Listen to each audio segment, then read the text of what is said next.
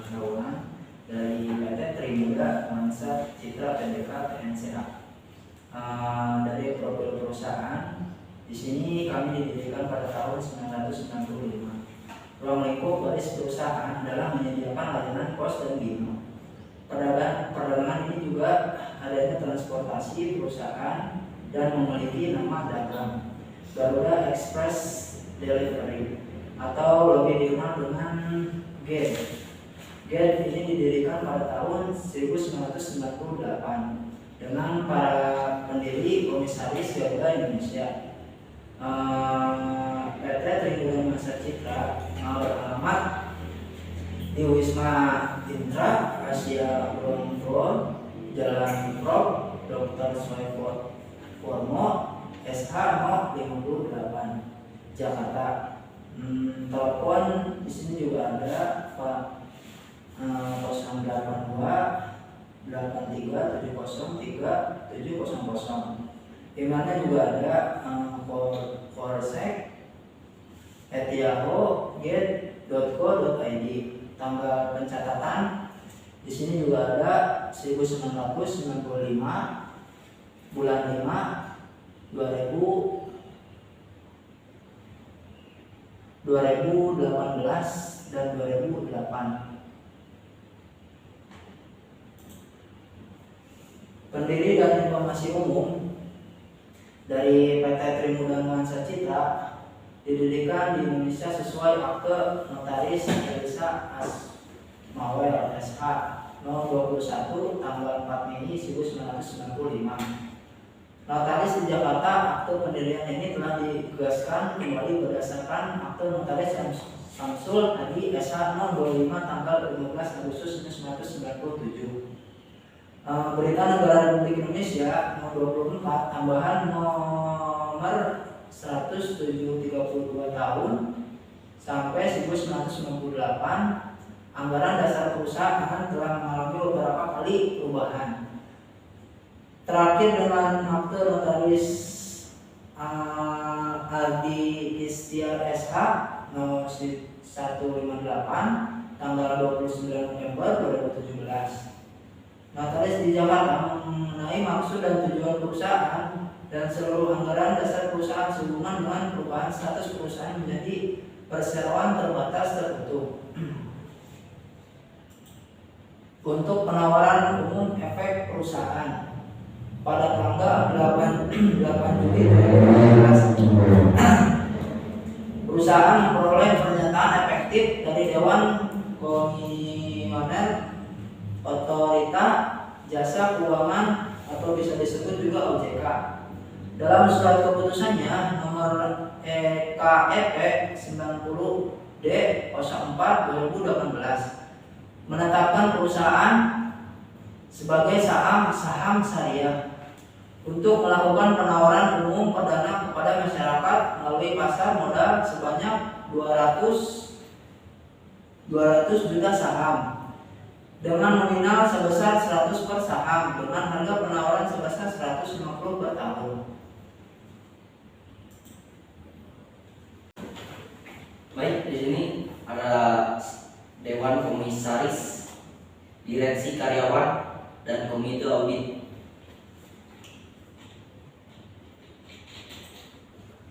Dewan Komisaris utama yaitu ada Pak Ahmad Sucipto, komisarisnya ada Pak Andi Raharja, direksinya Direktur Utama Arifin Seman, Direktur Maulana Iskandar, Independen Marius Obed. Susunan Dewan Komisaris dan Direksi Perusahaan pada tanggal 13 Desember 2017 adalah sebagai berikut. Komisaris Utama Pak Ahmad Sucipto, Komisaris Andi Raharja, Direktur Utama Bimo Purtijo, Direktur Maulana Iskandar, Independen Marius Obed. Manajemen kunci adalah direksi dan dewan komisaris perusahaan. Ruang lingkup Direktur Utama mencakup bidang hukum, pemasaran, dan operasional, dan ruang lingkup Direktur mencakup bidang sumber daya manusia, keuangan, dan akuntansi. Gaji dan tunjangan yang diberikan kepada Dewan Komisaris dan Direksi untuk tahunan yang berjumlah sebesar Rp140.500.000 dan sebesar Rp656.303.962 pada tanggal 30 Juni 2018 dan 31 Desember 2017. Perusahaan memiliki masing-masing 99 karyawan tetap. Yang berikutnya ada dasar penyusunan laporan keuangan. Laporan keuangan PT Trimuda Nuansa Citra disusun berdasarkan standar akuntansi keuangan di Indonesia yang mencakup pernyataan standar akuntansi keuangan dan interpretasi standar akuntansi keuangan yang diterbitkan oleh Dewan Standar Akuntansi Keuangan, Ikatan Akuntansi Indonesia, serta peraturan regulator pasar modal perusahaan yang berada di bawah pengawasannya. Efektif tanggal 1 Januari 2017, perusahaan melaporkan amandemen penyajian laporan keuangan tentang prakarsa pengungkapan.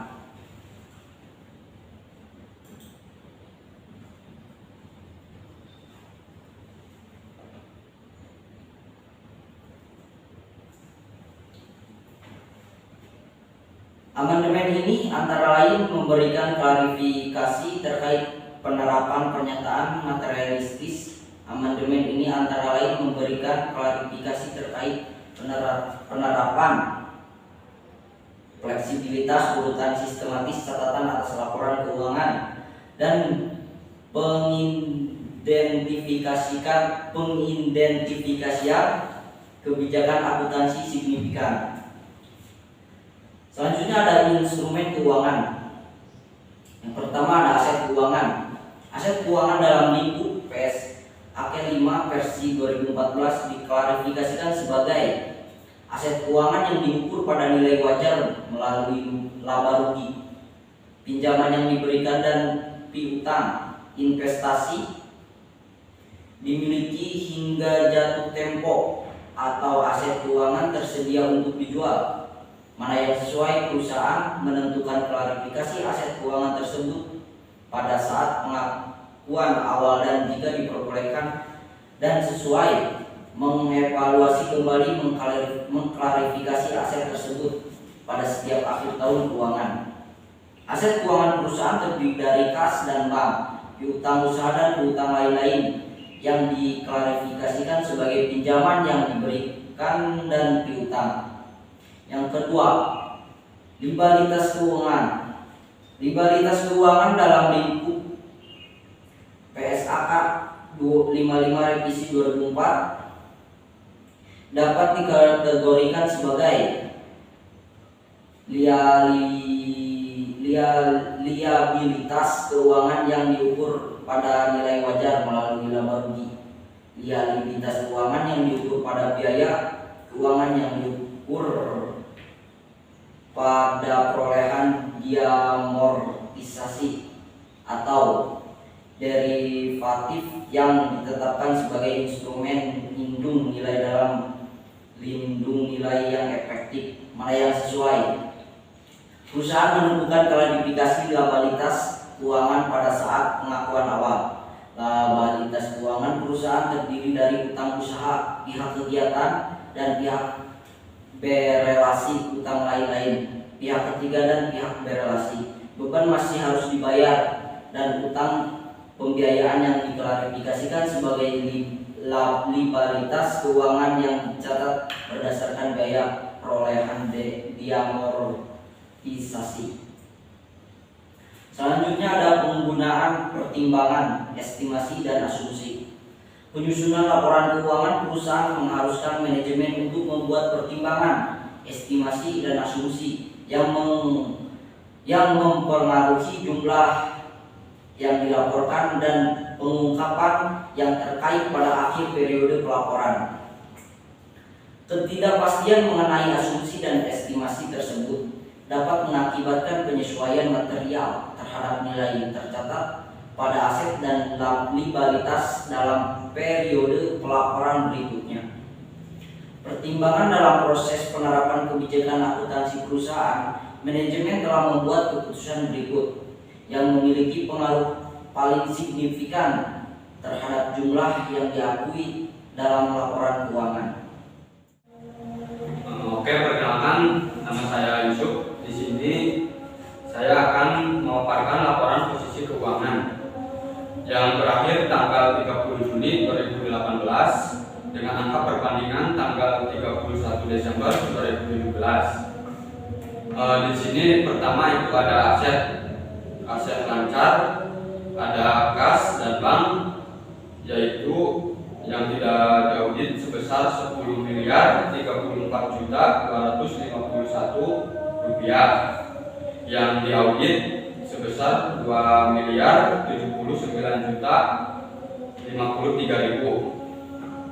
Terus di sini juga ada penyisihan penurunan dana utang sebesar 538.826.567.000 pada tanggal 30 Juni 2017 sebesar 538.826.000 rupiah.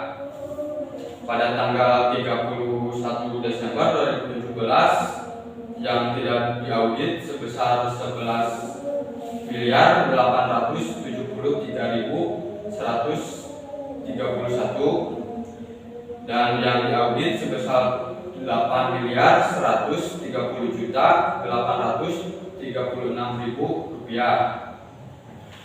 Selanjutnya ada piutang lain-lain sebesar 15.972 rupiah dan yang diaudit sebesar 9.792.000. Terus ada uang muka pajak sebesar 319.513.000. Untuk persediaan ada 142.427.894 yang diaudit sebesar 164.988.725.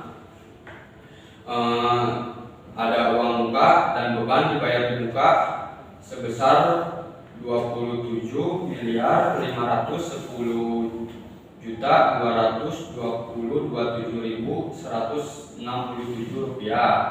Sedangkan yang udah diaudit ada 8.4.918 rupiah.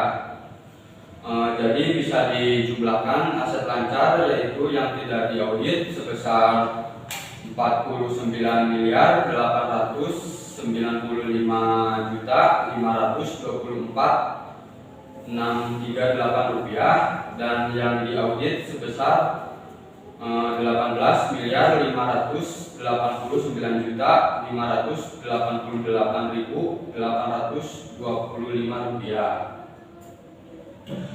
Selanjutnya ada aset tidak lancar, aset tetap atau setelah dikurangi akumulasi penyusunan sebesar 7.570.141 rupiah, yaitu pada tanggal 30 Juni 2018 dan Rp 7.402.120.614 rupiah pada tanggal 31 Desember 2017. Selanjutnya aset tak terwujud atau setelah dikurangi akumulasi amortisasi sebesar 5.000.000 Rp2.625.000 pada tanggal 30 Juni 2018 dan Rp2.812.500 pada tanggal 31 Desember 2017. Jumlah selanjutnya yaitu jumlah aset tidak lancar, yaitu Rp3.655.412 yang sudah diaudit sebesar Rp2.981.591. Maka dari jumlah aset tersebut dapat disimpulkan yaitu yang belum diaudit sebesar Rp55.537.421, yang sudah diaudit yaitu sebesar Rp21.571.180.744. Oke, selanjutnya di sini ada liabilitas dan ekuitas atau defisiensi ekuitas neto. Liabilitas jangka pendek yaitu ada utang usaha, ada pihak ketiga.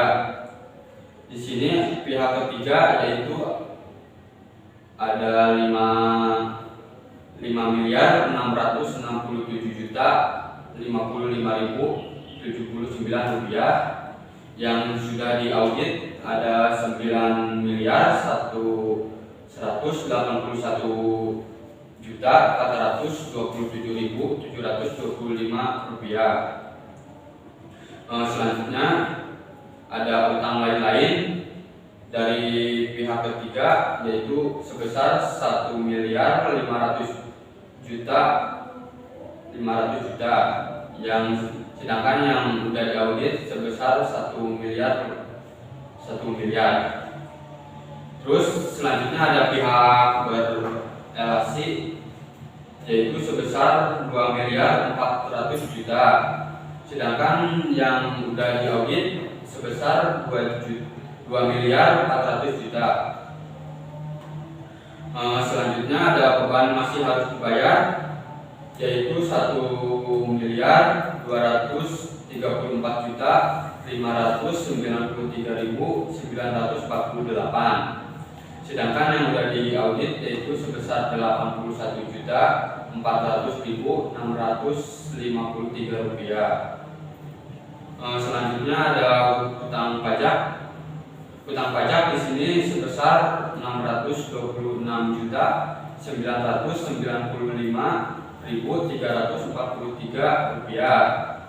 Sedangkan yang sudah diaudit sebesar 497.647.019 rupiah. Selanjutnya yaitu ada jatuh tempo dalam waktu 1 tahun sebesar 95.395.352 rupiah. Yang sudah diaudit yaitu sebesar 89.164.860 rupiah. Maka dari itu jumlah yang dihasilkan dari liabilitas jangka pendek yaitu sebesar 11.524.039.722 rupiah, sedangkan yang sudah diaudit sebesar 8.249.640.257 rupiah. Di sini selanjutnya ada liabilitas jangka panjang. Liabilitas jangka panjang itu ada utang pembiayaan jangka panjang setelah dikurangi bagian yang jatuh tempo dalam 1 tahun sebesar 298.441.027 rupiah, sedangkan yang sudah diaudit sebesar 106.411.902 rupiah.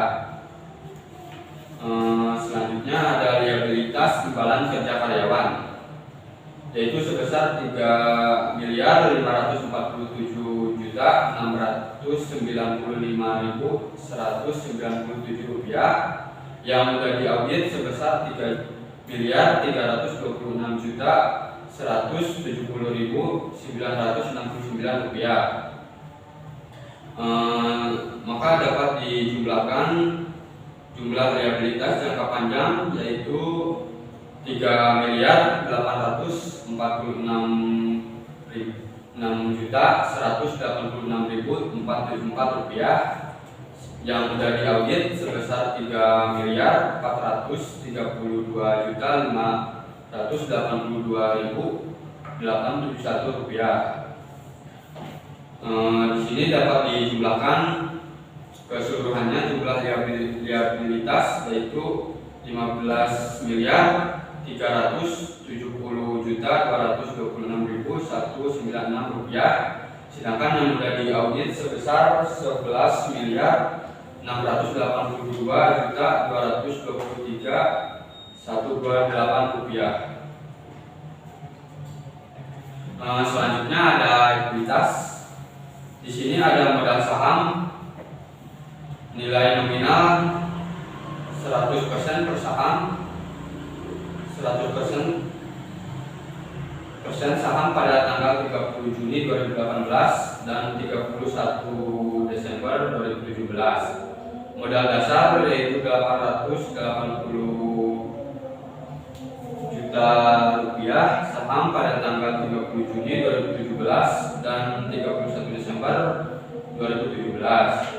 Terus selanjutnya di sini ada modal ditempatkan dan setor penuh sebesar Rp421.640.000 dan Rp221.640.000 saham pada tanggal 30 Juni 2018 sampai 31 Desember 2018. Selanjutnya di sini ada tambahan modal di store, yaitu sebesar Rp40.570.804 rupiah. Terus ada agio saham sebesar 10 miliar, emisi sahamnya ada 3.155.055.500 rupiah.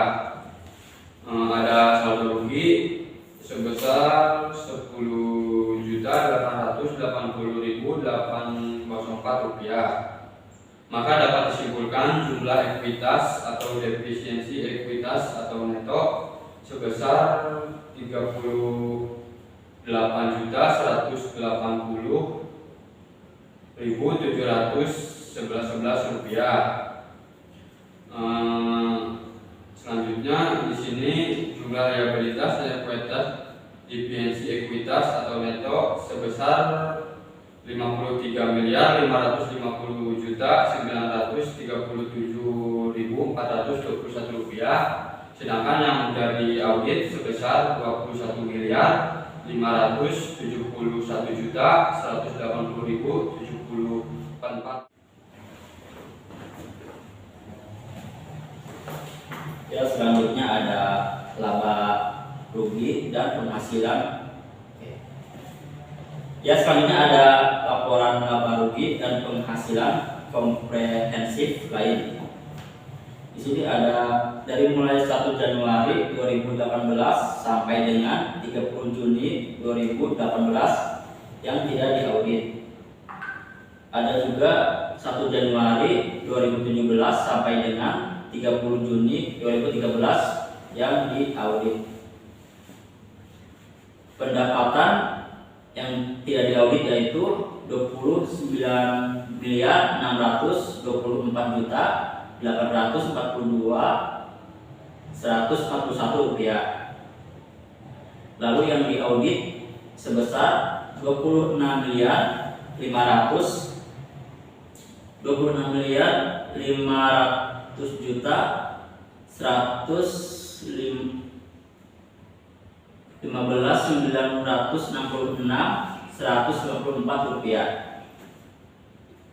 Juga ada laba kotor sebesar 8.203.202.000 rupiah. Itu yang tidak diaudit. Lalu yang diaudit yaitu sebesar 5.774.799.328 rupiah.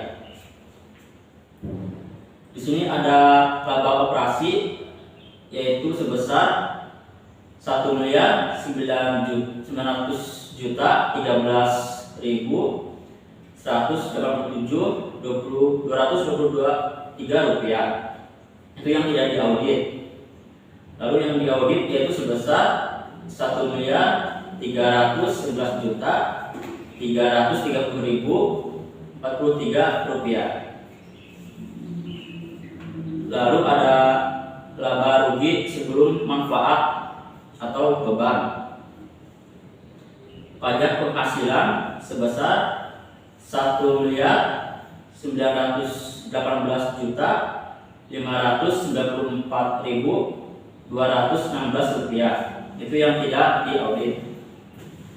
Lalu yang diaudit yaitu sebesar 1.311.330.43 rupiah.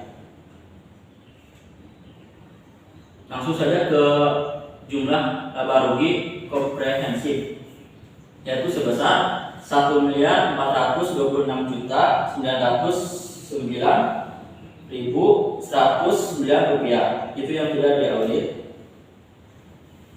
Yang diaudit yaitu sebesar 1.146.500.427 rupiah. Laba rugi bersih per saham dasar yaitu 7,32%. Itu yang tidak diaudit.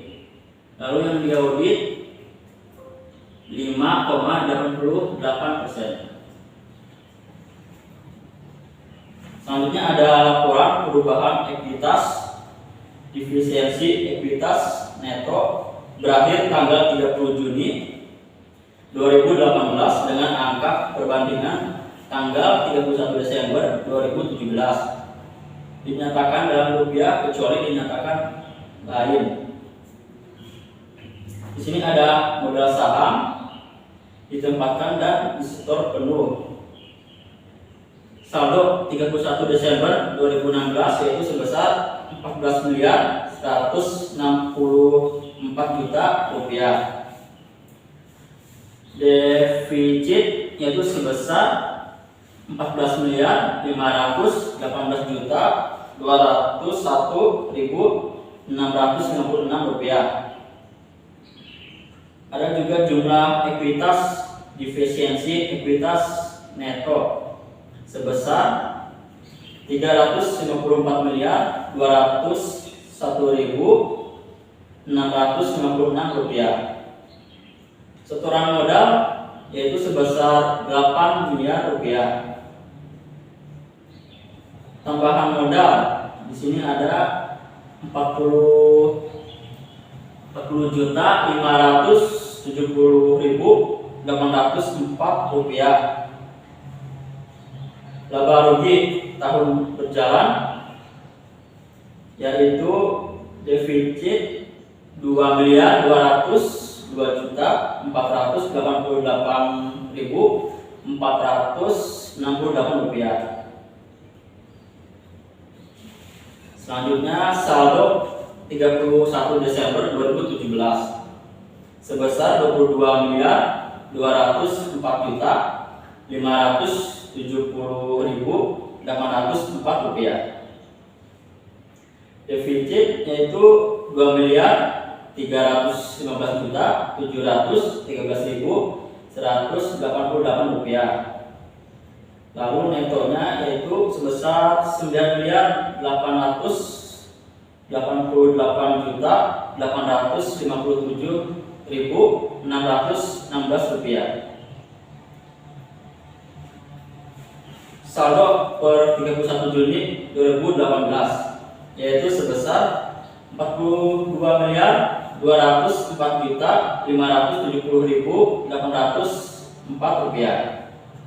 Defisit itu sebesar 10.202.488.404 888.804.079 rupiah. Netonya sebesar 31.315.766.725 rupiah. Selanjutnya ada laporan arus kas. Arus kas untuk aktivitas koperasi. Kas neto diperoleh dari digunakan untuk aktivitas koperasi, yaitu sebesar 19.470.574 rupiah. Itu yang tidak diaudit. Yang diaudit sebesar 142.430.943 rupiah. Selanjutnya ada kas neto digunakan untuk aktivitas investasi sebesar 18.798.256.000 rupiah. Itu yang tidak diaudit.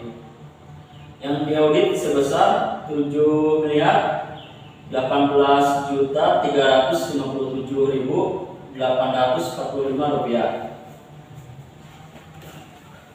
Lalu ada kas neto diperoleh dari aktivitas pendanaan, yaitu sebesar 26.722.924.084 rupiah. Itu yang tidak diaudit. Yang diaudit sebesar 7.439.833 rupiah.